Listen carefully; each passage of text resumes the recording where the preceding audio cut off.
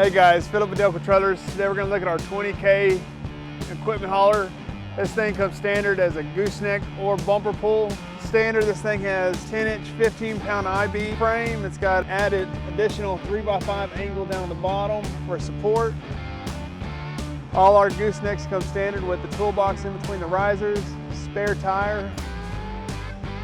Looking at the side of this trailer, you got 6-inch channel on the outside. You've got a 10-inch, 15-pound I-beam frame on the inside that has pierced I-beam to make it a low-pro deck height. You've got an additional 3x5 support frame down at the bottom that runs the length of the trailer. This trailer has 3-inch channel cross members. Standard, you have a stay pocket and spool rub rail on the outside, drive over fenders.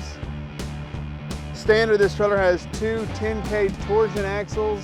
Standard, it comes with 16-ply, 17.5 tires. You can upgrade it to 18-ply tires.